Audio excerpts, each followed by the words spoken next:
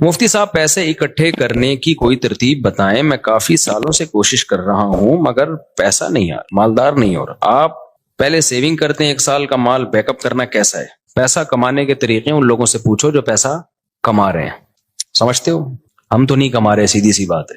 جو تھوڑا بہت تجربوں کے بعد یعنی کمانے کا مطلب کوشش نہیں کر رہے کمانے کی، ہمیں تو بغیر کوشش کے ہی مل رہا ہے، کیونکہ اب تجربے پہلے میں کر چکا ہوں، انویسٹمنٹ کے ڈبو چکا ہوں، پھر مجھے تعلقات کی بیس پہ ایسے ایماندار تاجر مل گئے کہ ان کے ساتھ جب انویسٹمنٹ کیا تو وہ ایمانداری کی بیس پہ انہوں نے مجھے نفع دینا شروع کیا۔ تو یہ ہر ایک کو یہ فیسلٹی ملتی نہیں ہے، سمجھتے ہو کہ نہیں سمجھتے؟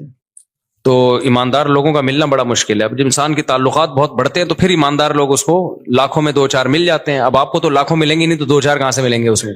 تو یہ جو ہے نا پیسہ کمانے کا، ان لوگوں سے پوچھو جو پیسہ کمانے کے طریقے جانتے ہیں۔ میری تو زندگی پیسے کو لات مارنے میں گزری ہے، نہیں کمانے میں گزری ہے۔ لوگ یہ سن کے حیران ہوتے ہیں مولوی صاحب باتیں کیسی کر رہے ہیں، اور یہ کوئی خوشی کی بات نہیں ہے کہ لات مارنے میں گزری، بے وقوفی کی ہے میں نے، لیکن کی ہے۔ یہ کاروبار میں نے کیا تو جان کر اس کو ٹھپ کرنے کی کوشش کی۔ یعنی میرے پاس کسٹمر جب آتا تھا نا، 2007-8 کی بات کر رہا ہوں، میرا شہد کا بزنس تھا، گھر میں شہد کا اسٹاک پڑا ہوا ہوتا تھا، یہاں بندہ آ کے کہتا تھا جی 1 کلو آپ بیری کا شہد، یہ کیش اماؤنٹ دے رہا ہوں آپ لے آئیں جا کے۔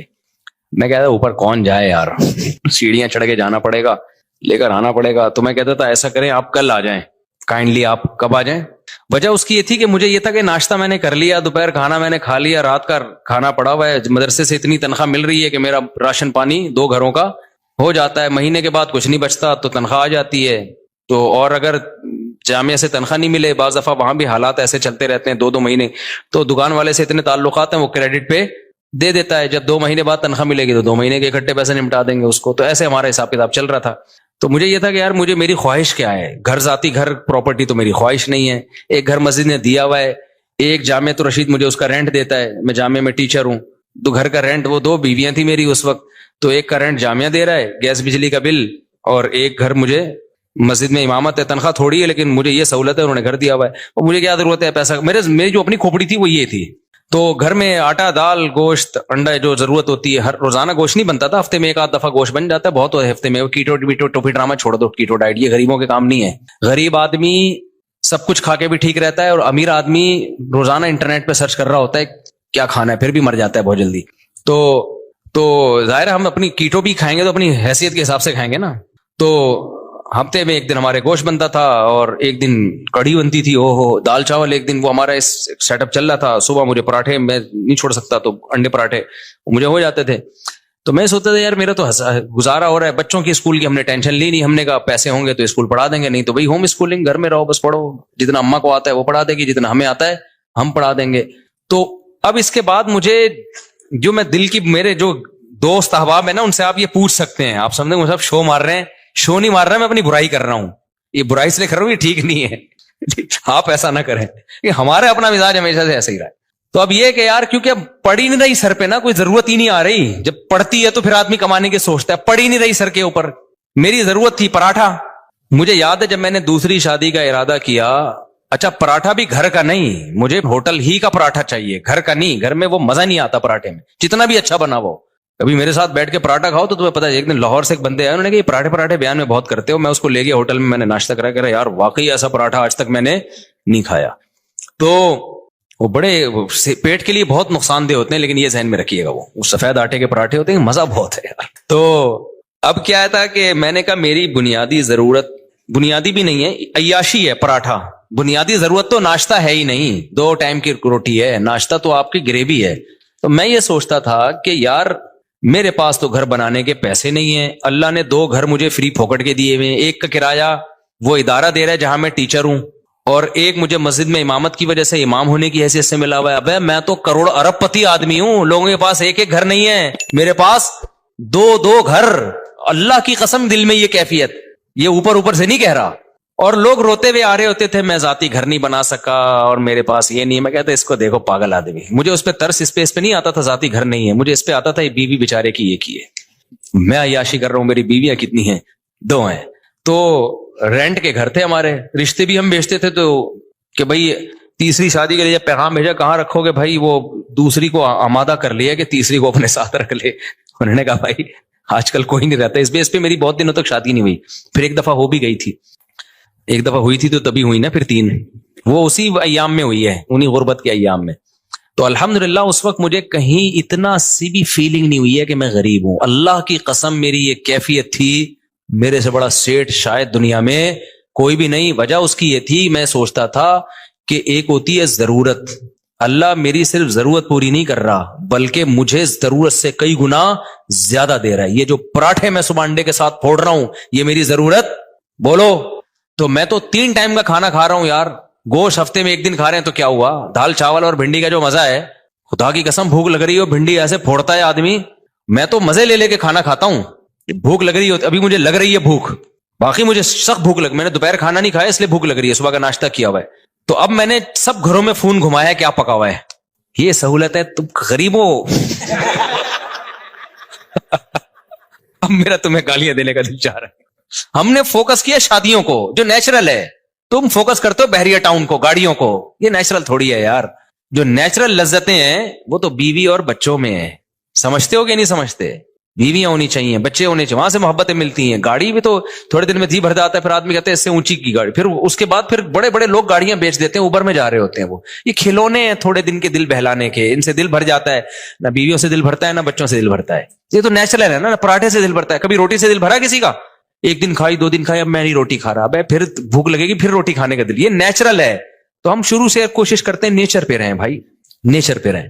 تو یہ تو بچکانا باتیں ہیں, گاڑی بنگلہ بحریہ ٹاؤن, پیسہ بہت دے دیا تو بنا لو, نہیں ہے تو یہ کوئی تھوڑی فضول چیزیں ہیں یار. دیواروں اینٹوں سے, میں نے تو اپنی زندگی میں ایسے ایسے لوگوں کو دیکھا اربوں روپے لگا کے انہوں نے شیش محل بنایا, اتنا بہترین گھر, خدا کی قسم رہنا نصیب نہیں ہوا. جس دن گھر تیار ہوا ہارٹ اٹیک ہوا, مر گئے. کاش وہ اربوں روپے لگا کے اپنی صحت کا خیال کر لیتے یا کچھ اور کر لیتے. تو وہ بچے بھی پھر وہ فری پھوکٹ کے پیسہ نا بیچ باچ کے کھا رہے ہوتے ہیں, عیاشیوں میں اڑا رہے ہوتے ہیں.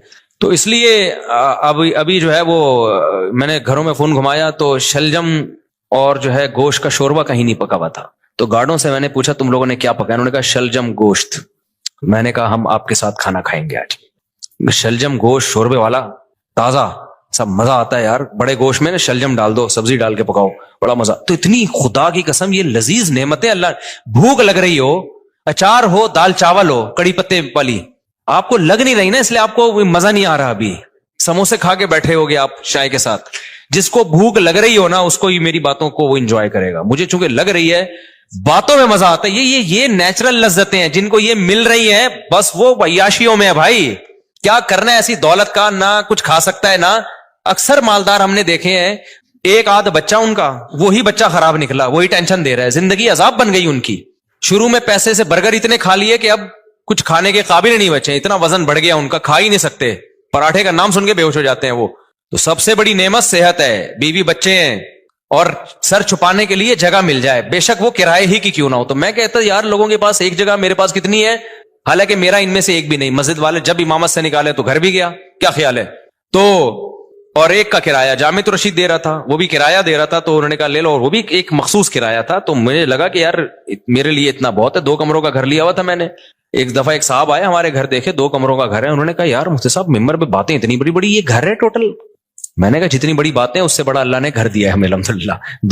2 کمرے, میری ضرورت اس سے پوری ہو رہی ہے. اس وقت میرے 16 بچے تھوڑی تھے, 2 بچے تھے, تو 2 کمرے بہت ہیں, اس کے بہت ہیں 2 کمرے, رہ لیتے ہیں. ایک واش روم ہے, کچن ہے, تھوڑے بہت. بس ایک چیز کی مجھے ٹینشن تھی, دھوپ نہیں ہے اس میں, ہوا بھی تھی, دھوپ نہیں ہے, تو وہ ایک ٹینشن تھی. تو میں کہتا تھا یار اللہ نے ساری عیاشیاں دی ہوئی ہیں, تو ایک تھوڑی سی اگر ٹینشن دے دی تو کیا ہے, دھوپ کا انتظام نہیں ہے, کیونکہ سن لائٹ میرے لیے, میں نہیں بغیر دھوپ کے بغیر گزارا ہوتا. تو پھر وہ یہ بڑی ایک ٹینشن ہوتی ہے انسان کو. خیر, تو میں جب دوسری کی سوچ رہا تھا نا, تو میں ناشتے نہیں مجھ سے چھوٹ رہے تھے ہوٹل کے جو خاص قسم کا پراٹھا.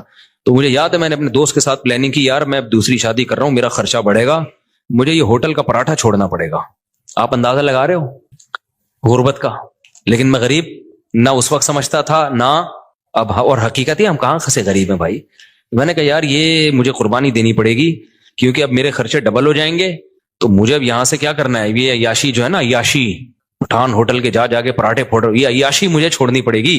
لیکن اللہ کی قدرت ایسی ہوئی کہ وہ بھی نہیں چھوڑنی پڑی. آپ جیسے جیسے شادی کرتے ہیں, بچے ہوتے ہیں, آپ کی سورس آف انکم بڑھتی چلی جاتی ہے, کم نہیں ہوتی ہے, تو کم ہوتی نہیں ہے کسی قیمت. اب میری سورس آف انکم پھر کہاں سے کیا آسمان سے پیسے برسنا شروع ہوئے. میرے ساتھ ایسے ایسے معاملات ہوئے ہیں کہ میں تو بتا رہا ہوں نا, کاروبار شروع کیا تو یہ بزنس ہو رہا تھا میرا, میں بیٹھا ہوا ہوں جی شہد چاہیے, ابے اوپر کون جائے گا شہد لینے, کیوں میری ضرورتیں پوری ہو رہی ہیں, مجھے لگ رہا ہے یہ بزنس کیا ہے, غریبی ہے. اگلے دن آ رہے ہیں انکل بھائی اب تو لے آؤ, پھر اگلے دن گیا میں شہد لایا, چلو یار لے لو بھائی. اس طرح سے ہمارا شہد بک رہا ہے, اس سے جو پروفٹ ہو رہا ہے وہ بھی اتنا ہونا شروع ہو گیا, لیکن اتنا نہیں ہوا کہ کسی کے بزنس میں جو باقاعدہ. تو مجھے پھر اب تو چونکہ میرے مالی حالات اور اچھے ہو گئے الحمدللہ, تو پھر مجھے لگا کہ یار اچھا, پھر میں نے نکاح جب رجسٹریشن, میں نکاح فری میں پڑھاتا تھا, پیسے نہیں لیتا تھا, مجھے عجیب سا لگتا تھا نکاح پڑھا رہے آدمی پیسے لے رہا ہے اس کے. لیکن کیا ہوا 4-6 دفعہ مجھے اندازہ ہوا کہ بھائی یہ نکاح کا نکاح نامہ بیٹھ کے فل کرتے رہو, نادرا سے وہ لوگ بھی پیسے مانگتے ہیں, نادرا سے رجسٹریشن کرواؤ اس کی, اچھا خاصا ٹینشن والا کام ہے. یا تو میں پابندی لگا دوں, میں کسی کا نکاح نہیں پڑھاؤں گا, یا مجھے کوئی بندہ رکھنا پڑے گا. پھر میں نے بندہ رکھا کیونکہ میرے پاس بہت زیادہ لوگ آ رہے تھے نکاح پڑھوانے کے لیے. اچھا اس کام کے لیے مجھے نکاح رجسٹرار بننا تھا. لوگوں نے کہا مفتی صاحب آپ نکاح رجسٹرار بن جاؤ, اس میں بڑے پیسے آئیں گے. میں نے کہا 1 سال تک مجھے یہ توفیق ہی نہیں مل رہی کہ میں جاؤں آفس کہ مجھے سرٹیفکیٹ دے دو قاضی کی نکاح رجسٹرار کا. ہلا ہی نہیں جا رہا کیونکہ ضرورت نہیں ہے نا, پراٹھے چل رہے تھے اسی حساب سے, تو میں کیوں جاؤں. پھر میں نے کیا کیا, ایک قاضی نے مجھے, ایک نکاح رجسٹرار نے کہا یار آپ میرا فارم لے کے پڑھا آپ دیا کرو, فیس لے کے مجھے دے دیا کرو آپ میں رجسٹر کر. تو میں نے ایسا کرنا شروع کیا, 6 مہینے میں نے ایسے کیا. ایک نکاح رجسٹرار آئے, انہوں نے کہا میرے پاس پورا سیٹ اپ ہے, پڑھا آپ دیا کرو, ڈاکومنٹیشن میں کر دوں گا, پیسے کس کو دے دیا کرو. تو میں نے پیسے لینا شروع کر دیا, ان کو دینا شروع, اس کی تو محنت ہو رہی تھی نا بیچارے کی, نکاح بھرنا بھی ہے اس نے.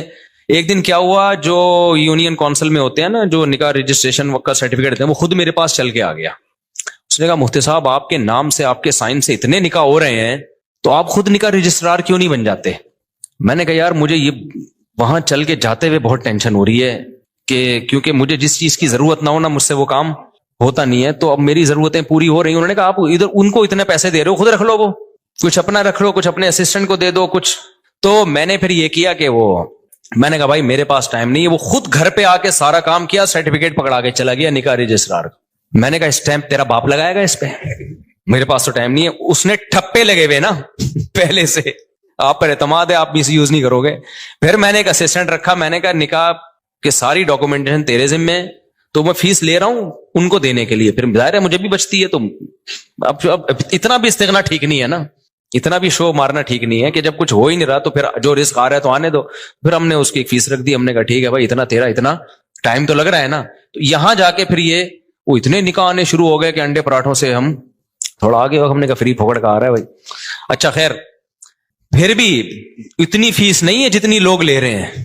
میں اپنے نام کی فیس لینا چاہوں نا, جو اللہ نے ٹوٹی پھوٹی ہم جیسے نالائقوں کو شہرت دے دی, تو اس اسٹیج پہ پہنچنے کے بعد قاضی کی فیس 1.5 لاکھ 2 لاکھ ہوتی ہے. ہماری فیس اس سال 10,000 ہوئی ہے, سمجھ رہے ہو. اور اس میں بھی لوگوں کو کہا ہوا ہے کہ کوئی بھی ایک دفعہ کہہ دے کہ میرے پاس نہیں ہے تو دوبارہ اس سے پوچھنے کی ضرورت نہیں ہے. یہ نہیں اس کے کہ تو آئی فون لے کے کیسے گھوم رہا ہے جب تو کم بخت 10,000 نہیں دے سکتا, یہ تیرے پاس یہ موبائل کہاں سے, یہ نہیں. اس کو میں نے اسسٹنٹ کو بتایا جو ایک دفعہ کہہ دینا کہ نہیں دے سکتا, دوبارہ پوچھنے کی ضرورت بولو نہیں ہے, فری میں پڑھائیں گے. تو فری میں بہت سارے نکاح پڑھاتا ہوں, اور تعلق والوں سے تو کوئی ایک روپیہ بھی نہیں ہوتا, بلکہ اسسٹنٹ کو اپنی جیب سے دے رہا ہوتا ہوں کہ یار تیری محنت تو لگ رہی, نادرا میں تو خرچہ ہو رہا ہے نا, مجھ سے لے لینا پیسے. وہ سمجھ میں نہیں آ رہی میرا خیال ہے بات. تو ہم نے تو پوری زندگی کوشش کی ہے نالائقی میں پیسے کو لات مارنے کی. یہ شادیاں بچوں ہی کی برکت ہے جو اللہ کھلائے. اللہ نے مجھے زندہ رکھا ہوا اب تک اس لیے تاکہ 15 سال پہلے جو میرے ساتھ دوست تھے نا جو کہتے تھے تم شادیاں کر رہے ہو, پیسہ ہے نہیں تمہارے پاس, بھوک سے مرو گے, تو اللہ نے مجھے اب تک زندہ اس لیے رکھا ہوا ہے یہ بتانے کے لیے کہ ان کو بتا دینا کہ اس بچوں کی سپیڈ بھی کم نہیں ہوئی ہے, شادیوں کی سپیڈ میں بھی کوئی کمی نہیں آئی ہے, اور اللہ کیسے کھلا رہا ہے کیسے پلا رہا ہے. ایک اہل حدیث دوست نے میرے 2010 یا 11 میں مجھ سے ملنے کے لیے آئے تھے, اتنی بڑی داڑھی ان کی, لال نا کلر, وہ مہندی لگائی بھی انہوں نے. میری 4 شادیوں والی کتاب پڑھی انہوں نے. ابھی میرے کل ان سے فون پہ, پرسوں ان سے فون پہ بات ہوئی ہے, اس لیے میں یہ واقعہ سنا رہا ہوں. وہ آئے, کہتے ہیں آپ نے کیا کتاب لکھی ہے مفتی صاحب. اچھا انہوں نے میرے حالات دیکھے, میری پٹ پٹی, انہوں نے مجھے اپنے گھر میں دعوت کی. انہوں نے کہا یار میں نے ایسی کتاب آج تک نہیں پڑھی. بڑے متاثر تھے. یہ وہی ہے جن کو تبلیغ میں نہیں میں نے بتایا تھا کہ وہ سارے فرقوں میں دھکے کھا کے آخر میں گئے تبلیغ میں, وہ یہ وہی ہیں, بروہی ہیں, بروہی. تو بلوچستان سے ان کا تعلق ہے. انہوں نے میری گھر میں دعوت کی, میں اپنی پٹ پٹی پہ گیا. اچھا اس وقت بھی ہمارا ہم پٹ پٹی کو سمجھ رہے تھے لینڈ کروزر ہے ہماری, غربت کا تو اس وقت بھی احساس نہیں تھا, کیونکہ بھائی لوگوں کے پاس یہ بھی نہیں ہوتی یار. تو ہم تو پٹپٹی بھی جا رہے ہیں, ٹرن کر کے پہنچ گئے. مجھے یہ خوشی ہوتی تھی کہ اس کے پیسے میرے پاس ہیں الحمدللہ, میں پیٹرول ڈال سکتا ہوں اپنے خرچے پہ. تو ان کا پرسوں فون آیا, انہوں نے کہا مفتی صاحب مجھے آپ کا وہ زمانہ یاد ہے, اور کہتے ہیں میں آپ کا ہر جگہ دفاع کرتا ہوں, ہر جگہ دفاع کرتا ہوں کہ اس آدمی نے اس وقت یہ بات کہی تھی کہ پیسہ مت دیکھو, شادیاں کرو, نسل مت روکو. کہہ رہے اب لوگ نا آپ کی ریوو پہ اعتراض کرتے ہیں, یہ مفتی ریوو میں گھوم رہا ہے, یہ مفتی امریکہ جا رہا ہے, یہ مفتی جاپان جا رہا ہے, یہ مفتی سوئٹزرلینڈ جا رہا ہے, یہ مفتی یہ وہ. بھائی جب ظاہر ہے نوٹ آئیں گے تو شادیاں تو ہوں گی. کہہ رہا ہے میں ہر ایک کے ساتھ سامنے دفاع کرتا ہوں کہ میں اس مفتی کو جتنا جانتا ہوں آپ لوگ نہیں جانتے. اس مفتی کے پاس بچے پہلے آئے ہیں, بیویاں پہلے آئی ہیں, ریوو, اور ابھی تک یہ ریوو میری نہیں ہے, کرائے پہ ہے. اچھا یہ ویسے ہی راز کی بات بتا دوں, لیکن ہم اس کو کیا سمجھتے ہیں, یہ بینک سے لیوے تو رینٹ دینا پڑتا ہے تو لیکن بھائی ہمیں اس سے کیا, میری ہے یا رینٹ کیا ہے تو اسٹیئرنگ کس کے کنٹرول میں ہے, میرے کنٹرول, میری ہے بس. کرائے کا گھر ہے, اگر چابی اس کی میرے پاس ہے تو کس کا گھر ہے وہ, مالک مکان میری پرمیشن کے بغیر نہیں گھس سکتا گھر میں. آئے نا اگر بولو تو کیوں آ رہا ہے بھائی, تو میرا گھر ہے. تو اتنا کافی ہے میرا ہونے کے لیے, اس سے زیادہ کی ہوس مت کرو. پھر بہت پیسہ اللہ نے دے دیا تو ٹھیک ہے. اب مجھے گارڈننگ کا بہت شوق تھا, میرے پاس تو زمین ہی نہیں تھی سبزیاں اگانے کے لیے. تو اب ایک ہے تو گورنمنٹ ہی کی زمین ہی ہے, لیکن کسی کام کی نہیں ہے, تو ہم نے یہاں پودے لگانا شروع کر دیے. جب تک کوئی چھیڑ نہیں رہا تو ہم اپنی سمجھ رہے ہیں.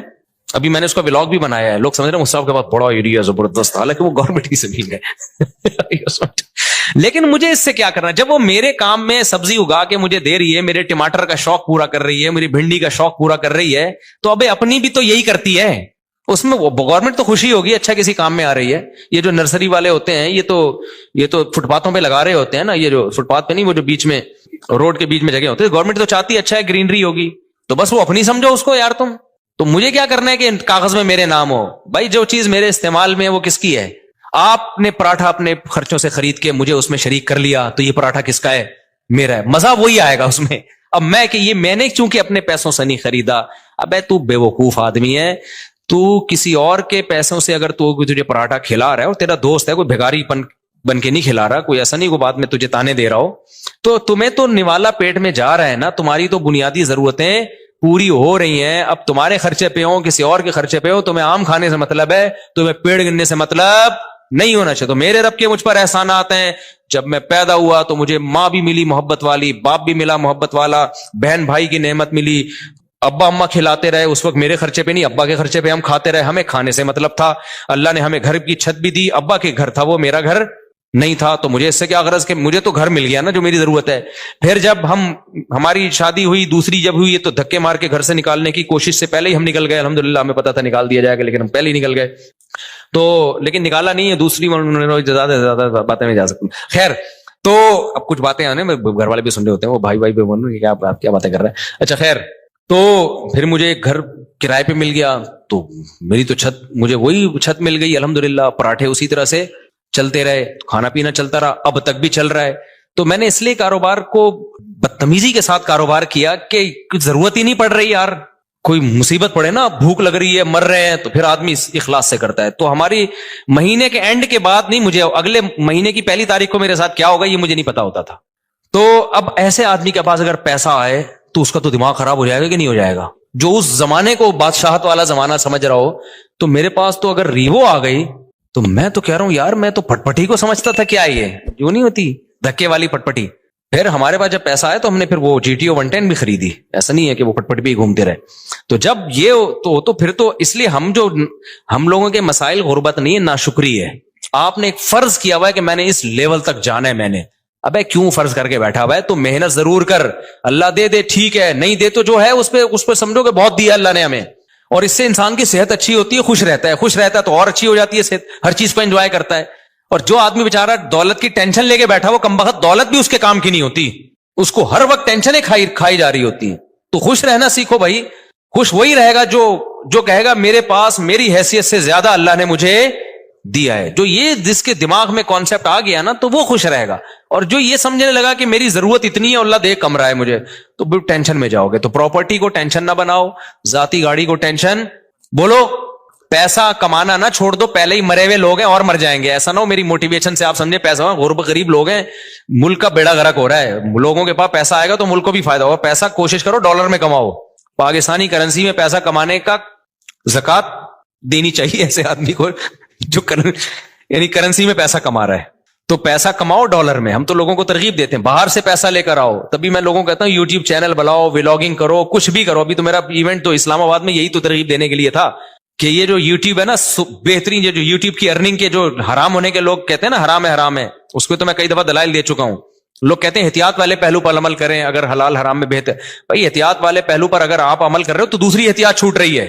اب یہ جو یوٹیوب ہے, سوشل میڈیا ہے, یہ ریمیڈنس لانے کا ایک بہت بڑا ذریعہ ہے. اگر آپ اسی کو حرام قرار دے دیا, ایک تو خالص حرام ہے, وہ تو کبھی بھی حلال نہیں ہو سکتا, لیکن اگر گنجائش کا پہلو نکل رہا ہے تو لوگوں کو دینا چاہیے. اس لیے کہ ریمیڈنس جتنا زیادہ ملک میں ابھی آئے گا وہ یوٹیوب فیس بک کے ذریعے آئے گا. جتنا اس کے ذریعے آ رہا ہے کسی اور ذریعے سے نہیں آ رہا. اس سے آپ کا ملک تھوڑا سا تو اسٹیبل ہوگا نا, آپ کا کنٹری. اس پہ لوگ ہمیں کہتے ہیں اصل میں اپنے چینل ہے نا اس لیے یوٹیوب کی ارننگ حلال ہے. جب ہمارا چینل نہیں تھا تب ہم نے یوٹیوب کی ارننگ کو حلال ہونے کا فتویٰ دیا تھا 2014 میں. اس وقت تو ہمیں پتہ ہی نہیں تھا یوٹیوب چینل ہوتا کیا ہے, پتہ تو اب بھی نہیں ہے کیونکہ ابھی بھی ہمارا چینل کسی اور نے بنایا ہے. لیکن اس وقت تو پتہ ہی نہیں تھا کہ اس میں کوئی سورس آف انکم بھی ہے, کچھ بھی نہیں پتا تھا اس بارے میں. تو اس وقت ہم نے جائز ہونے کا فتویٰ اسی وجہ سے دیا تھا کہ بھائی اس میں دونوں پہلو نکل رہے ہیں, لیکن جائز ہونے والے پہلو کو ترجیح دی جائے گی. کیونکہ اصل جو یوٹیوب سے آپ کو ارننگ ملتی ہے وہ پروڈکٹ کو پروموٹ کرنے کی ملتی ہے. اس میں جو لڑکیاں آ رہی ہیں وہ ایک اضافی چیز ہے, پیسے اس کے نہیں مل رہے. جیسے موبائل کی دکان پہ آپ لڑکی کو بٹھا دو تو بٹھانا غلط کام ہے, آپ نے اگر خود بٹھایا ہو کسی اور نے بٹھایا تو وہ آپ کو گنا بھی نہیں ملے گا اس کا. تو یوٹیوب ہمارے مشورے سے تھوڑی لا رہا ہوتا ہے وہ اشتہار میں لڑکیوں کو. تو آپ نے اگر موبائل کی دکان پہ لڑکی بٹھا دی ہے تو لڑکی بٹھانا غلط عمل ہے, لیکن اس سے آپ کی ارننگ تھوڑی حرام ہو جائے گی کیونکہ لڑکی دیکھنے کے پیسے تھوڑی لوگ دے رہے ہیں, ہے نا. آپ کو نہیں آ رہی سمجھ میں میرا خیال ہے.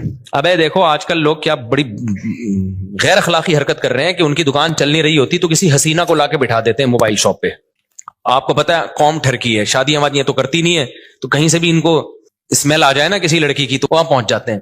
وہاں بیٹھو داڑھی مونچھوں والا عجیب سا بغلیں بال بڑے ہوئے اس کے وہ بیٹھا ہوا ہے وہاں پہ, اور ایک میں کوئی حسینہ بیٹھی ہوئی ہے موبائل بیچ رہی ہے. تو کراؤڈ کدھر, ٹھرکیوں کا کراؤڈ کدھر جاتا ہے, کہتے ہیں چلو موبائل ملا نہ ملا اس بہانے کسی انٹی سے بات کا موقع مل جائے گا, تو وہاں چلے جاتے ہیں. موبائل بھی اس بہانے بک جاتا ہے. تو یہ غیر اخلاقی حرکت ہے نا.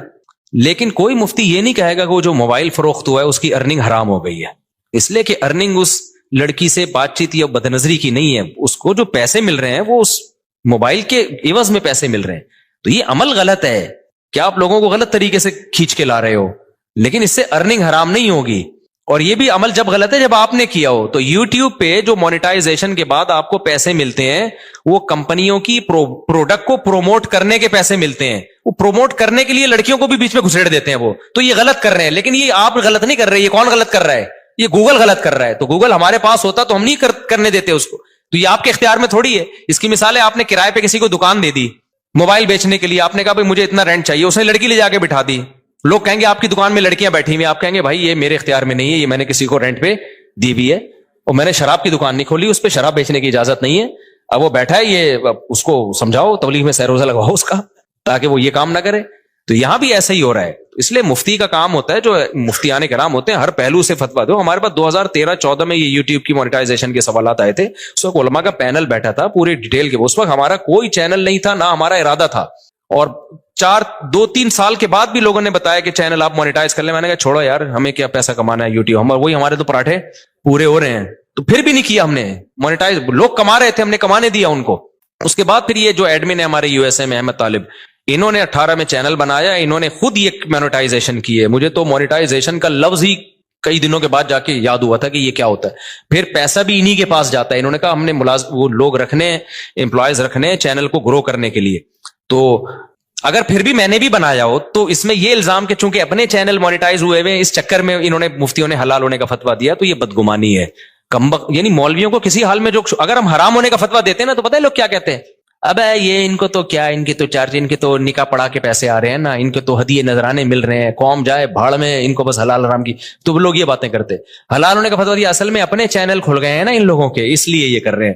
تو وہی ہے ملامتی فرقہ ہے مولوی تو کسی حال میں. اور کچھ مولوی ایسے ہوتے بھی ہیں, 2 نمبر بھی ہوتے ہیں, لیکن ہمارے ہاں جو فتویٰ دیا گیا ہے وہ اس کسی لالچ کی بیس پہ نہیں دیا گیا. اور میں اور مزید آپ کو ایک احتیاط, ہم نے فتویٰ دیا اس کی مونیٹائزیشن کے جواز کا, لیکن جب ہمارے ایڈمن احمد بھائی نے میرے چینل کو مونیٹائز کیا ہے نا, تو میں نے کہا اس میں دوسرے علماء سے بھی فتویٰ لوں گا, اپنے بارے میں اور احتیاط کروں گا.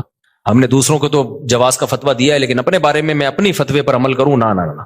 تو جو ایکسپرٹ مفتیان کرام ہیں جو مجھ سے بھی زیادہ ایکسپرٹ ہے، آدھا ایک گھنٹہ میں نے بیٹھ کے ان سے پھر اس پہ ڈسکشن کی ہے کہ بھئی اور بھی جتنے پہلوؤں کے لحاظ سے اس پہ غور کیا جا سکتا ہے. تو یہ بات کہاں سے چلی تھی؟ تو یہ مجھ سے پوچھ رہے ہیں کہ پیسہ کمانے کا طریقہ. تو میرے پاس تو ایک ہی طریقہ ہے، شادیاں کرو، بچے اسپیڈ سے پیدا کرو، جب ضرورت بڑھے گی تو رزق کے دروازے بھی بڑھ جائیں گے. لیکن ایسا ہے نہیں، بچے بھی اسپیڈ سے پیدا کرو، رزق کمانے کی کوشش بھی کرو. آپشنل ہمارے ساتھ ایسا ہو گیا کہ ہم نے رزق کو لات ماری پھر بھی رزق آ گیا، لیکن اللہ کا قانون یہ نہیں ہے. قانون اللہ کا یہ ہے کہ آپ کو شادی بھی کرنی ہے اور کمانے کی فکر بھی. میرے ساتھ شاید اس لیے بھی ہو گیا ہو کہ ہم تو دین کی خدمت کے لیے میں نے وقف کیا اپنے آپ کو کہ یار ہم ساری زندگی دین کی خدمت کریں گے، تو شاید اللہ کی کوئی رحمت ہو گئی ہو کہ چلو یار ایک بندہ دین کی خدمت میں لگا ہوا ہے اور عبرت کا نشان نہ بن جائے کہیں 4 شادیوں کے بعد سارا فلسفہ ہی دفن ہو جائے شاید. اور یہ بھی ڈھیل بھی ہو سکتی ہے اللہ کی طرف سے، استدراج بھی، کہ اللہ تعالیٰ میرے کسی عمل سے ناخوش ہوں، اللہ بچائے ایسی بات سے. لیکن بہرحال اللہ کہ ٹھیک ہے ابھی کھا لے بیٹا، تجھے پکڑوں گا میں، اللہ بچا کے، یہ بھی ڈر لگتا ہے ہمیں. تو یہ بہت سارے ہو سکتے ہیں، لیکن جو شریعت کا اصول، قاعدہ اور ضابطہ ہے کہ جیسے نماز پڑھنا فرض ہے، رزق حلال کمانا اور اس کی کوشش کرنا بھی اسی طریقے سے فرض ہے. تبھی میں ان دنوں میں بھی تعریف کے طور پر یہ باتیں نہیں کرتا تھا. میں کہتا یار یہ میں نالائق ہوں، مجھے کرنا چاہیے. جب میرے بچوں کی سپیڈ اسی سپیڈ سے پیدا ہو رہے ہیں تو مجھے ان کے فیوچر کی فکر کرنی چاہیے، کچھ کاروبار کرنا چاہیے، کچھ جو ہے نا کمانے کی فکر کرنی چاہیے. آپ کے پاس کھانے کو روٹی نہیں ہے، 2 بچے آپ سے پل نہیں رہے ہیں، جو اسلام بتا رہا ہوں میں آپ کو سمجھ میں آئے نہ آئے یہ آپ کا ہیڈک ہے، آپ نہ مانو اس کو، آپ چھوڑ دو اسلام کو، گورنمنٹ کی طرف سے کوئی پابندی نہیں ہے. لیکن آپ اپنی خواہشات کی بیس پہ اسلام کو چینج کرنے کی کوشش مت کرو. آپ کے پاس کھانے کو روٹی نہیں ہے، آپ بھوکے ہو، حمل ٹھہر گیا، تیسرا بچہ آ رہا ہے، 2 کو کھلانے کے، تعلیم نہیں، روٹی کے پیسے نہیں ہیں، روٹی کے. شروع میں روحانی عاملوں کا ذکر آ گیا نا، میرا میٹر شارٹ ہو گیا، پورا بیان اسی سٹائل میں ہوگا، ورنہ اچھا بھلا ہنس کھیل کے ہمارا بیان چلتا ہے. تو بلڈ پریشر ہائی ہو گیا تو اب ساری سیٹنگ پورے بیان کی. کتنا اچھا پچھلے ہفتے آرام سے میٹھے میٹھے انداز میں بیان ہوا تھا، کیونکہ ابھی ایک بڑے بزرگ کو ہم نے دیکھا کہ روحانی ڈرامے کے ساتھ بیٹھے ہوئے نا، تو اس پہ میں نے کہا یار بس یار اتنے بڑے آدمی کو کیا ہو گیا یار. تو وہ روٹی کے پیسے اگر آپ کے پاس نہیں ہے، روٹی کے، آپ کے لیے کھانا مشکل، تعلیم اگلی چیز ہے نا، پہلے تو روٹی ہے نا، اور حمل ٹھہر گیا، اس بیس پہ گرانے کی اجازت نہیں ہے کہ کھلاؤں گا کہاں سے. سمجھ میں آ رہی ہے بات؟ آپ کہہ سکتے ہو کہ اگر اللہ نے کھلانے کا وعدہ کیا تو مجھے کیوں نہیں کھلا رہا، میں کیوں بھوکا ہوں، آپ کہہ سکتے ہو نا. ارے قرآن کہتا ہے کہ اپنی اولاد کو اپنے ہاتھوں سے قتل مت کرو، نحن نرزقکم وإیاہم، ہم تمہیں بھی روزی دیں گے اور ان کو بھی. تو انسان کہتے ہیں اللہ روزی نہیں ہے تبھی تو ٹینشن میں ہوں، بے روزگاری، دھکے کھا رہا ہوں، ادھر جا رہا ہوں ادھر جا رہا ہوں، مسائل ہیں، اور تو کہہ رہے میں دوں گا. کیا خیال ہے؟ تو کہاں سے دے رہا ہے؟ یہ تو ایک نئی ٹینشن ہوگی. میرے پاس فون آتے ہیں، بھائی اب 2 بچے ہیں، مفتی صاحب حمل ٹھہر گئے، کیا کریں بھائی، یہ تو ہمارے تو فیسیں ہی پوری نہیں ہو رہی، ہمارے تو خرچے پورے نہیں ہوگی. میں کہتا نہیں بھائی، اس بیس پہ آپ نہیں گرا سکتے، صبر کریں بس، اللہ پہ توکل. یہاں توکل فرض ہے. سوال یہ پیدا تو اللہ نے تو وعدہ کیا تھا، اللہ کھلائے گا، تو کھلا کیوں نہیں رہا؟ آئی بات سمجھے؟ تو یہ خوب سمجھ لو، اللہ نے جو وعدہ کیا نا کہ کھلاؤں گا، اس کا مطلب پتہ ہے کیا ہے؟ آپ کو سن کے افسوس بہت ہوگا اس کا مطلب سن کے. اس کا مطلب ہے اگر میں چاہوں گا میں کھلاؤں گا، اگر میں چاہوں گا، نہیں چاہوں گا تو نہیں کھلاؤں گا. اس کا یہ مطلب ہے، سمجھ رہے ہو؟ اب سوال پیدا ہوتا ہے اللہ پھر ایسے وعدے کا فائدہ کیا؟ یعنی یہ تو وعدہ ہی نہ ہوا نا. دیکھو قرآن میں جہاں بھی اس طرح کے الفاظ ہے نا، اللہ نے دنیا میں کسی چیز کا وعدہ کیا ہے، اس کے آگے انشاء کا لفظ خود بخود لگا ہوا ہے. مثال کے طور پر میں اور اس اشکال کو مضبوط کر کے بیان کرتا ہوں.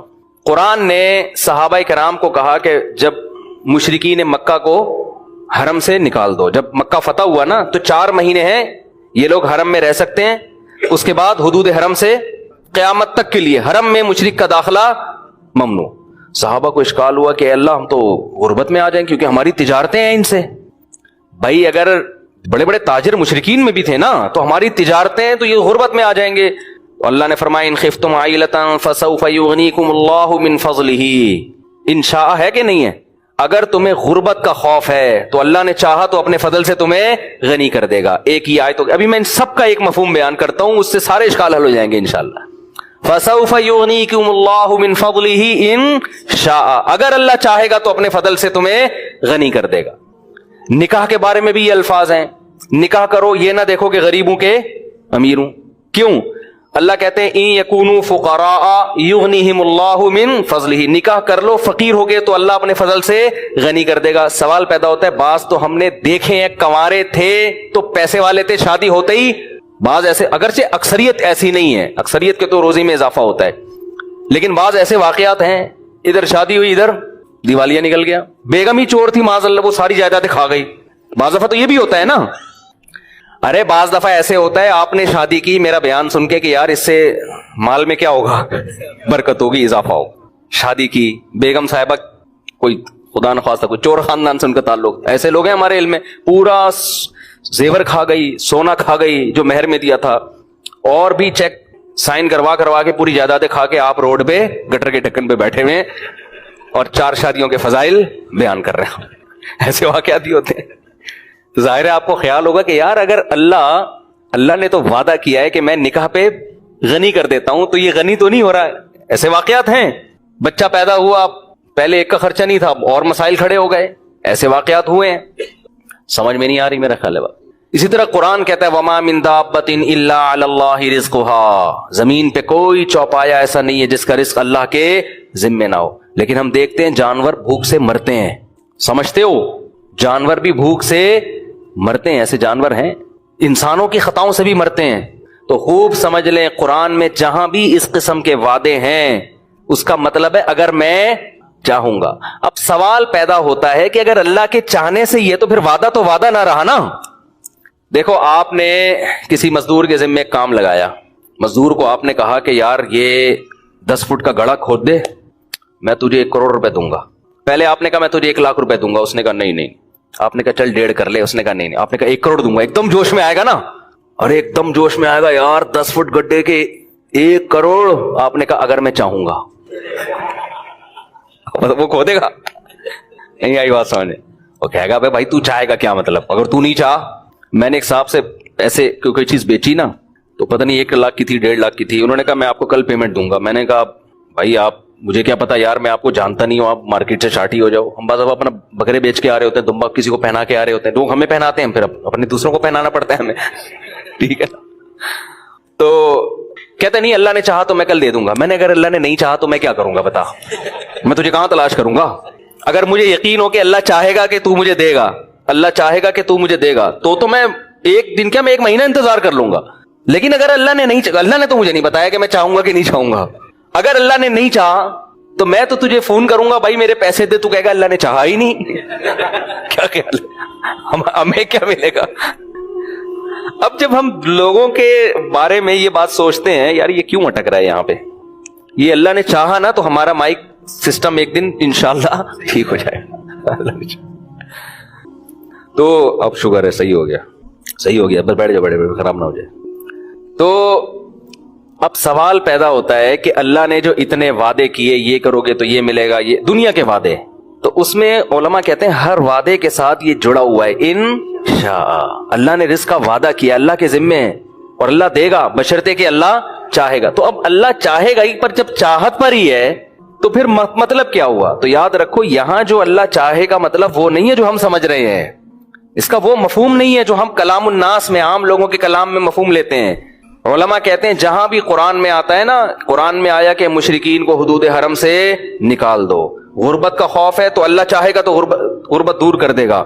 تو یہاں اصل میں یہ سمجھایا جاتا ہے نکاح کرو، فقر کا خوف ہے تو اللہ چاہے گا تو فقر دور کر دے گا. یہاں اصل میں یہ فلسفہ سمجھایا جا رہا ہے کہ غنا اور غربت اس کا نکاح سے تعلق نہیں ہے، اس کا اللہ کی چاہت سے تعلق ہے. اگر نکاح اس خوف سے نہیں کیا کہ میرے پاس پیسے جمع ہو جائیں گے تو اللہ چاہے گا تو ہوں گے، نہیں چاہے گا تو نہیں ہوں گے. تو اللہ کی چاہت حاصل کرنے کے لیے وہ کام کرنا جو اللہ کی مرضی کے خلاف ہو، تو اس میں اللہ کہاں چاہے گا. اور اگر چاہے گا تو تمہارے نقصان کے لیے چاہے گا. پھر وہ سمجھ میں آ رہی ہے بات کہ نہیں آ رہی. اس کا تعلق کیلکولیشن سے، اسباب سے نہیں ہے، اس کا تعلق کس سے؟ اللہ کی چاہت سے.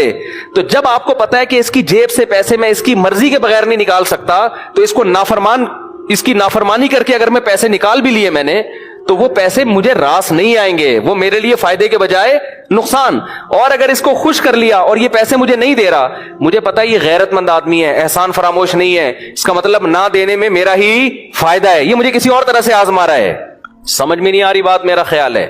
اس کی مثال ایسے جیسے گناہ، دیکھو رشوت لینے میں پیسے ملتے ہیں زیادہ، حرام کاری میں پیسے زیادہ ملتے ہیں کہ نہیں ملتے، حلال میں اکثر پیسے کم ملتے ہیں انسان کو. لیکن جب آپ نے नाजायज करके पैसा कमाया और अल्लाह ने दिया आपको, तो ये यूं समझ लें कि ये वो मिठाई है जिसके अंदर जहर की गोली रख के आपको खिलाया जा रहा है। ये अल्लाह खुश होके नहीं दे रहा, तो इसमें खैर की तवक्को आप ना रखें। और आपने हलाल पे कनात कर ली और बिलफर रिस्क नहीं मिल रहा, तो ये वो जहर है जो देखने में जहर लग रहा है लेकिन ये एंटीबायोटिक है, ये आपकी इस्लाह के लिए, आपको फायदा पहुंचाने के लिए है, इसमें खैर है। ये कड़वी गोली आपके फायदे के लिए है और वो मीठा लड्डू उसके दुश्मन अगर मिठाई खिला रहा है तो वो मिठाई में खैर नहीं हो सकती। दोस्त अगर आपको करेले का जूस भी पिला रहा है तो आपकी शुगर लेवल को कंट्रोल करने के लिए पिला रहा है। नहीं आई बात, मेरा ख्याल है समझ में। तो ये जो कुरान कहता है ना, निकाह करो, अगर गरीब हो गए अल्लाह मालदार कर देगा, इसका मतलब है कि दौलत और अमीरी का ताल्लुक अल्लाह की चाहत से ज्यादा है, शादी ब्याह से नहीं है। तो अगर तुम निकाह नहीं करोगे, ऐन मुमकिन है अल्लाह इससे भी ज्यादा गरीब कर दे, इससे भी ज्यादा गरीब। और निकाह करने के बाद भी अगर गरीब कर रहा है तो चाहता तो अल्लाह तो अमीर करना था, क्योंकि अल्लाह ने वादा अमीरी का किया है, लेकिन अगर गरीब कर रहा है इसमें कोई मसलहत है, वो मसलहत तुम्हें बनाना, तुम्हारे गुनाहों को माफ करना, तुम में तवक्कुल पैदा करना और नाकामी के नक्शों में कामयाबी पैदा करना है। देखो इसकी सादा सी मिसाल मैं आपको बताऊं, कुरान में इसकी बहुत मिसाल है इस फलसफे को समझाने, क्योंकि ईमान से इसका ताल्लुक है। जब ईमान नहीं है तो ये चीजें समझ में नहीं आएंगी। इसकी बहुत आसान मिसाल, मूसा अलैहिस्सलातु वस्सलाम के बारे में कुरान कहता है कि फिरौन के महल में रहकर भी उन्होंने अल्लाह की इताअत की, अल्लाह की नाफरमानी बोलो नहीं की ना नाफरमानी। अगर मूसा अलैहिस्सलाम फिरौन की बात मान के चलते तो फिरौन के महल में बड़ा जबरदस्त ठिकाना मिलता आपको, क्या ख्याल है? इज्जत मिलती, शोहरत मिलती, सब कुछ। लेकिन कुरान कह रहा है फलम्मा बलगा अशुद्धहु वस्तवा आतैनाहु हिक्मा व इल्मा व कज़ालिका नज्जिल मुहसिनीन। जवानी की दहलीज पर कदम रखा, हमने इल्म और हिकमत से नवाजा। हम नेक लोगों को ऐसे ही इल्म और हिकमत देते हैं, पैसे नहीं मिले क्या मिल रहा है? इल्म और हिकमत। तो नेकी के सिले में इल्म और हिकमत मिल रही है। अब आप देखें काम बज़ाहिर सारे उल्टे होना शुरू। एक तो फिरौन को पता चल गया कि ये बनी इसराइल के हैं, वो वैसे ही होशियार हो गया इनसे। फिरौन होशियार हो गया कि नहीं हो गया? यार ये तो बनी इसराइल का बच्चा मैंने पाला है, ये तो मेरे दुश्मन कौम का है। अब होना ये चाहिए था मूसा अलैहिस्सलाम से कोई ऐसा काम ना होता जिससे फिरौन की दुश्मनी में कमी के बजाय इजाफा हो, ऐसा ही होना चाहिए ना। लेकिन काम सारे उल्टे हो रहे हैं। मूसा अलैहिस्सलातु वस्सलाम ने मुक्का मारा फिरौनी कौम के आदमी को लड़ाई छुड़वाने के लिए, कतअन इरादा नहीं था। दुनिया में ऐसा होता भी नहीं है कोई मुक्के से ही मर जाए, ऐसा होता भी नहीं है। मुक्का मारा और बंदे का इन्ना लिल्लाह हो गया। अब बताओ कोई वहां होता, वो कहता है यार ये क्या मसला है यार। एक तरफ तो अल्लाह ने वादा किया कि नेक लोगों के साथ मैं अच्छा सलूक करता हूं, और मूसा अलैहिस्सलाम की वालिदा भी कहती हैं अल्लाह तूने एक तरफ मेरे बच्चे को संदूक से निकाल के बचाया और ये किया और ये गलती करवा दी, मुक्के में इतना उनके, मेरे बेटे की तो ऐसी कोई नीयत थी नहीं। कत्ल हो गया भाई, और कत्ल भी किसका हुआ है? फिरौन के बंदे का कत्ल हुआ है। बचने का कोई चांसेस नहीं है, पहले ही छुपते फिर रहे हैं। चलो बात छुप गई, दोपहर के वक्त गफलत का वक्त था, सारे कैलूला किया करते थे उस जमाने में। कुरान कह रहा है किसी को पता नहीं चला, और बनी इसराइली वो मुखबिरी नहीं करेगा क्योंकि वो मूसा अलैहिस्सलाम उनकी कौम के थे, उसको पता था भाई इन्होंने जानकर नहीं किया, मैं अपने बंदे को बचाऊंगा। वो भी चुप। मूसा अलैहिस्सलाम भी आराम से सुकून से, ठीक है भाई खत्म हो गया किस्सा, बस एक बंदे की लाश मिली है, पता ही नहीं चल रहा किसने किया है। अगले दिन मूसा अलैहिस्सलाम की नीयत अपने बंदे को पकड़ने की। दोबारा देखा ना, वही बनी इसराइली किसी दूसरे फिरौनी से झगड़ रहा है। अब मूसा अलैहिस्सलाम का इरादा मलामत की मूसा अलैहिस्सलाम ने अपने बंदे को कि तेरा काम ही फड्डेबाजी है कल उससे लड़ रहा था, आज तो मूसा अलैहिस्सलाम का ऐसा कोई इरादा नहीं बंदा पकड़े, और अल्लाह से दुआएं भी पूरी रात मांगी होंगी, अल्लाह मुझे इस मुसीबत से बचा ले। तो अल्लाह जवाब में क्या कहेगा? अल्लाह कहता है जो दुआ मांगता है मैं उसकी दुआ कबूल करता हूं। क्या ख्याल है? तो अल्लाह ने मूसा अलैहिस्सलाम से वादा किया होगा आपके इसकी मुसीबत से मैं क्या करूंगा? बचाऊंगा। लेकिन इन शैतु, अगर मैं चाहूंगा, नहीं चाहूंगा तो इससे बड़ी मुसीबत में डालूंगा। लेकिन उस मुसीबत में डालना आपको बनाने के लिए होगा, आपको बर्बाद करने के लिए नहीं होगा। ये सब चीजें छुपी हुई हैं यहां पे, नजर नहीं आ रही हैं। लेकिन हजरत मूसा का ईमान है, वो समझ रहे हैं जो हो रहा है अल्लाह की तरफ से सही हो रहा है बस। तो मूसा अलैहिस्सलातु वस्सलाम ने जब अपने कौम के आदमी को डांटा कि तू रोजाना फड्डे करता है, और करीब गए उसको लड़ाई छुड़वाने के लिए, तो अपनी कौम का आदमी घबरा गया। वो डर गया कि कल उसको थप्पड़ मारा है, आज किसको मारेंगे? मुझे मारेंगे। तो फौरन नालायक चीख गया कि ए मूसा तू चाहता है मुझे कत्ल कर जैसे तूने कल बंदा मारा है। बात फौरन क्या हो गई? फैल गई। अब बताओ ये हालात सुधर रहे हैं, बिगड़ रहे हैं? बिगड़ रहे हैं ना हालात, उल्टी कहानी चल रही है। और फिर बिलाखिर मुखबरी हो गई। फिर मूसा अलैहिस्सलाम ने अल्लाह से बड़ी दुआएं मांगी होंगी। शुक्र है कोई तावीज वाले के पास नहीं गए, कोई रूहानी इलाज वाले के पास नहीं गए। यार मेरे तो सारे काम उल्टे ही हो रहे हैं, सारे काम ही उल्टे हो रहे हैं मेरे। पहला काम कहां से उल्टा होना शुरू हुआ? संदूक में हजरत मूसा की मां ने अल्लाह के हुक्म से अपने बेटे को डाला, फिरौन से बचाने के लिए, ना कि फिरौन के पास पहुंचाने के लिए। पहला काम उल्टा यहां से शुरू हुआ कि वो संदूक खोला ही फिरौन ने। है भाई सोचो ना, ए अल्लाह तू तो कह रहा था मैं तेरे बच्चे को बचाऊंगा, इससे अच्छा तो मैं बचा लेती। है भाई, इससे अच्छा तो मैं लेके भाग जाती कहीं। तूने कहा इसको संदूक में डाल दो, दरिया के हवाले कर दो, वला तखाफी वला तहज़नी इन्ना रादूहु इलैकी वजाइलूहु मिनल मुरसलीन। हम इसको तेरी गोद में पहुंचा के छोड़ेंगे और हम इसको पैगंबर बना के छोड़ेंगे। ये जाइलूहु का मतलब बनाएंगे नहीं, बना के छोड़ेंगे, ये अल्फाज हैं। लेकिन कैसे बनाएंगे? जैसे हम चाहेंगे, आपके हिसाब से नहीं बनेंगे ये पैगंबर। आपका मां की तो ये ख्वाहिश है ये जाएं और अगले स्टेशन से वापस मेरी गोद में आ जाएं दोबारा, ठीक है ना। जैसे हम चाहते हैं कि कुरान कह रहे हैं ना निकाह करो अल्लाह गनी करेगा, तो बंदा कहता है इधर मैंने शादी की, इधर मेरे अकाउंट में 25 लाख रुपए कोई फौरन डाल के चला जाए, निकाह करते ये हो जाए। ऐसे नहीं होगा, होगा वैसे जैसे अल्लाह चाहे। बस आपने अल्लाह पे तवक्कुल करना है। भाई मैंने अल्लाह की मर्जी, आपने हमल नहीं गिराना। कोई बात नहीं, मेरे पास खाने को रोटी नहीं है, कोई बात नहीं, लेकिन अब मैं भी तो जिंदा हूं ना, तो मेरे बच्चे को भी अल्लाह जिंदा रखेगा, करेगा। वो कैसे करेगा ये उसका मसला है। मुझे इस बेस पे हमल रोकने की इजाजत नहीं है। ये इस्लाम की तालीमात हैं, बस सब्र करना है, कोई बात नहीं। अफगानिस्तान में अगर अफगान लोग गुर्बत की वजह से हमल रोकते तो क्या आज इतने लाखों जवान इस्लाम दुश्मन कुव्वतों से लड़ने के लिए पैदा होते? वहां पे तो मर चुके थे, खत्म हो चुके थे। उन्होंने कहा कोई बात नहीं, भूखे हैं, खाने को कपड़ा नहीं है, पहनने को लिबास नहीं, कोई बात नहीं, नस्ल नहीं रोकनी है। वही बच्चे कलाशनकोफे लेकर जवान हुए हैं और वही फिर अपने बाप की मईशत में तरक्की का जरिया बन रहे हैं। इसमें तवक्कुल फर्ज है आप पर। तो खैर मूसा अलैहिस्सलातु वस्सलाम, पहला काम उल्टा क्या हुआ कि मूसा अलैहिस्सलाम की मां कह सकती थी अल्लाह तूने तो कहा था कि मैं बचाऊंगा, ये बचाना है, उधर पहुंचा दिया। ये तो फिरौन, और फिरौन का इरादा था कत्ल करने का, वो तो बच गया इत्तेफाक से, ठीक है ना। और अब जब उस महल में पल के जवान हो गया तो अब बंदा मर गया, ये दूसरी गलती। चलो मर गया, छुपी रहती ना बात, लोगों को तो पता नहीं था। ए अल्लाह तू उस बनी इसराइली का मुंह किसी तरह बंद करवा देता कि वो ना बोलता, उसने बोल दिया और बात के दुनिया में फैल गई। ये तीसरा काम उल्टा हो रहा है। हजरत मूसा की मां ने एक दिन भी अल्लाह से शिकायत नहीं की। क्यों भाई? कामयाब अल्लाह करेगा लेकिन हमारे तरीके से नहीं। अल्लाह का भी एक अख्पल तरीका है, समझ रहे हो? अल्लाह अख्पल तरीके से चलेगा, अल्लाह आपके तरीके से, आप चाहते हो मेरे हिसाब से हो, नहीं भाई। अल्लाह पे तवक्कुल, अल्लाह पे एतमाद, जैसे जैसे कह रहा है करते चले जाओ, अपनी जिम्मेदारियां पूरी करो, बाकी अल्लाह पे एतमाद करो। नाकामी में भी कामयाबी और कामयाबी में तो वैसे ही कामयाबी। हम चाहते हैं अल्लाह को अपने हिसाब से चलाना शुरू कर दें, फिर टेंशन में आते हैं मेरी वहां शादी हो क्यों नहीं रही। अल्लाह ने जब वादा किया है कि तुम निकाह की कोशिश करोगे तो हो जाए, वहां अबे भाई तू अल्लाह के हिसाब से चलेगा ना, जहां वो चाहेगा वहां होगी ना तेरी, ठीक है। और मैं इतना पैसा आ क्यों नहीं रहा मेरे पास, क्यों नहीं आ रहा? अल्लाह ने रिस्क का वादा कर लिया है, अब वो जैसे चाहेगा तुम्हें देगा। अगर वो भूखा मारना चाहेगा तो इसमें उसकी कोई मसलहत है, उसकी तकदीर से आगे निकलने की कोशिश ना, तुम असबाब पूरे इख्तियार करो। लेकिन अल्लाह की आदत यही है कि वो मारता है नहीं। चंद वाकयात ऐसे हो जाते हैं ताकि लोगों की आजमाइश हो। अल्लामा आलूसी रहमतुल्लाह ने ये जो आयत है ना, इन यकुनु फुकरा युगनिहिमुल्लाहु मिन फज़लिही, अगर फकीर हो गए निकाह करो अल्लाह गनी कर देगा, इस आयत के तहत लिखा है कि इसका मतलब है अल्लाह अगर चाहेगा, नहीं चाहेगा तो गनी नहीं हो गए। लेकिन उन्होंने कहा कि मुशाहिदा ये है कि अल्लाह अक्सर चाहता ही है, होता ऐसा ही है। कहीं कहीं अल्लाह अपनी कुदरत दिखाने के लिए, ताकि गैब पर लोगों को यकीन रहे, कहीं कहीं ऐसा करता है कि अल्लाह अमीर नहीं करता, लेकिन अक्सर ऐसा होता है। तो जहां भी कुरान में इस तरह की आयतें हैं ना, उनमें अक्सर ऐसा ही होता है। जैसे अल्लाह कहता है मैं इसका वादा किया है, तो भूख से मरने वाले दुनिया में बहुत कम हैं। अक्सर असबाब माल के बिल्कुल भी नहीं होते, लेकिन पराठे फोड़ रहे होते हैं बैठ के वो। तो अल्लाह अपना वादा पूरा करता है इस तरीके से।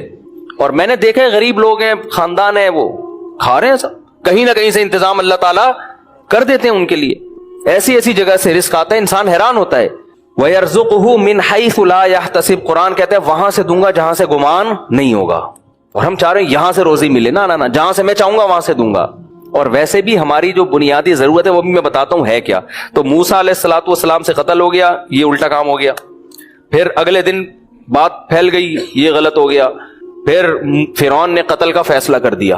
یہ سارے کام کیا ہو رہے ہیں؟ موسیٰ علیہ السلام کہہ سکتے ہیں میں تو دعائیں مانگ رہا ہوں اللہ, تو بات بھی لیک آؤٹ ہو رہی ہے اور میرے قتل کے فیصلے بھی ہو رہے ہیں, تو میری تو دعائیں قبول نہیں ہو رہی, کسی نے کچھ کر دیا یقیناً, یہ تو پکا ہماری لگتا ہے وہ دن خالہ آئی تھی گھر میں, وہ ایسے دیکھ کے گئی تھی, ان کا مسئلہ ہے, وہ کچھ تکیے کے نیچے رکھا تھا انہوں نے, مجھے لگ رہا ہے سارا وہاں سے سیٹ اپ خراب ہو رہا ہے. کچھ بھی نہیں, وہ کہہ رہے ہیں بھائی جو اللہ کا کام ہے وہ اللہ کرے گا, جو میرا کام ہے میرا کام ہے بھائی اس سے بچو, اس مصیبت سے. تو اب میں موسٹ وانٹیڈ بن گیا ہوں, مجھے یہاں سے جانا پڑے گا, نکلو یہاں سے. ابھی نبوت نہیں ملی تو وہاں سے نکل گئے, اب کہاں جائیں پتہ ہی نہیں چل رہا, مدین کی طرف چلے گئے. اتنا لمبا سفر, لیکن اور زندگی کا اس کے علاوہ اور کوئی سبب نہیں ہے, ورنہ تو یقیناً قتل کیے جائیں گے. تو اب جیسے تیسے بھائی جاؤ, رسک لو. مدین پہنچے ہیں. اب کل ایک وہاں مکہ مکرمہ سے تبلیغی جماعت میں ایک بڑے عالم آئے, بڑی زبردست بات کی انہوں نے بیان میں. مکہ سعودی ہیں, وہ 40 سال سے تبلیغ میں لگے ہوئے ہیں, تبلیغ میں سعودی عرب کے عرب بہت زیادہ ہیں. تو انہوں نے بڑی پیاری بات کی, انہوں نے کہا دیکھو اللہ سے ہوتا ہے اللہ کے غیر سے, تبلیغ والے یہی کہتے رہتے ہیں نا, اس کے لیے بڑی پیاری مثال دی انہوں نے موسیٰ علیہ السلام کی. انہوں نے کہا آپ بتاؤ آپ کے گھر میں کوئی ایسا رشتہ لے کر کوئی بندہ آئے رشتہ لینے کے لیے جو دوسرے کنٹری کا ہو اور موسٹ وانٹیڈ ہو, وہاں سے بھاگا ہوا ہو, اس ملک میں اس پہ قتل کا مقدمہ ہو, روزگار نہ ہو اس کے پاس, اس کے نہ ابا آئے نہ اماں آئے نہ بہن نہ بھائی, ایسے اجنبی اگر شادی کرنا چاہے گا ہو جائے گی اس کی شادی.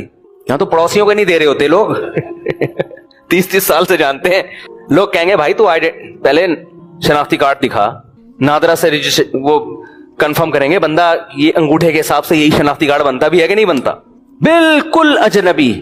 لیکن موسیٰ علیہ السلام, ہر انسان کی ضرورت ہے بھائی, نکاح تو ہر آدمی کی ضرورت ہے نا, ورنہ برائیوں کی طرف جائے گا وہ.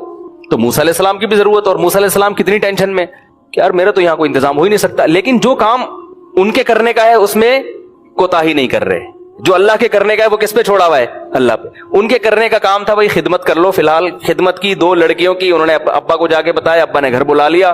ایسا انتظام ہوا ہے کہ کہہ رہے ہیں ان 2 بیٹیوں میں سے جس سے چاہتے ہو آپ کا نکاح کرتا ہوں میں. اريد ان انكح احدى ابنتي هاتين, ان 2 میں سے اشارہ کر کے کہا جس سے بولو گے آپ کا نکاح کرا دوں گا. تو یہ صاف اس بات کی علامت ہے کہ اللہ کچھ کرنے میں گراؤنڈ ریئلٹی کا محتاج نہیں ہے, زمینی اسباب کا محتاج نہیں ہے. جہاں اللہ آرڈر دے رہا ہے تو وہاں آپ کو وہ کام کرنا پڑے گا. اس میں آپ یہ نہ دیکھو کہ 3 بچے ہیں تو چوتھا ہو گیا تو کہاں سے کھائے گا, تو 5واں ہو گیا. یہ اللہ کا حکم ہے بھائی, اللہ پہ توکل کرو. وہ چاہے گا آپ کے منہ سے نوالا چھین لے گا, ایک بھی بچہ نہیں ہوگا آپ کا. آپ کما رہے ہوگے, سڑکوں پہ سو رہے ہوگے. وہ نہیں چاہے گا تو آپ کے 25 بچے ہوں گے, سب کو کھلائے گا, وہ کباب پراٹھے کھلائے گا صبح شام. تو یہ چھوڑ دو اللہ پہ. آپ کے کرنے کا کام ہے دعا مانگنا, رزق تلاش کرنا, روزی تلاش کر, اس میں سستی نہ کرو. آپ سمجھ میں نہیں آ رہی بات تو میں بتا رہا تھا, مولانا بھی ایسے لبرل بن رہے ہیں, عجیب عجیب سے مولوی مارکیٹ میں آ رہے ہیں, وہی ماحول سے متاثر ہو گئے. وہی بات جو گورا کر رہا ہے اور پورا خاندانی نظام تباہ کر دیا گورے نے, یہ فضول باتیں کر کر کے. اللہ پہ اعتماد توکل تو بالکل مارکیٹ سے شارٹ ہو گیا ہے. اسی وجہ سے دلوں میں سکون کیا کر لیا اللہ نے, چھین لیا. اللہ کہتے ہیں تو اپنے دل کو میرے حوالے نہیں کرتا نا, تو ان اسباب میں الجھاتا ہے, تو اب انہی سے مانگ. پھر جا کے تو سمجھتا ہے کاروبار سے ہی ملے گا, تو اب تو کاروبار کے حوالے ہے, اسی کو خدا بنا لیا نا, وہی دے گا. تو سمجھتا ہے کہ میں نسل روکوں گا تو کم بچے ہوں گے تو خرچہ کم ہوگا تو پیسے زیادہ بچا لوں گا, تو اب تو انہی کے حوالے ہے. مجھ سے امیدیں بولو نہ لگا. جیسے موسیٰ علیہ السلام کو تو اللہ اپنی نگرانی میں رکھا ہوا ہے نا, اللہ کہہ رہے ہیں جو ہو رہا ہے ہونے دو, بس تم نے جو کام کرنا ہے جو میں نے ذمہ لگایا وہ کرتے رہو.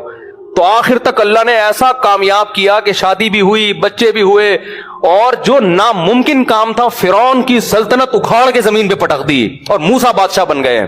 بھائی بنی اسرائیل کی قیادت کس کے ہاتھ میں آ گئی؟ موسیٰ کلیم اللہ کے ہاتھ میں.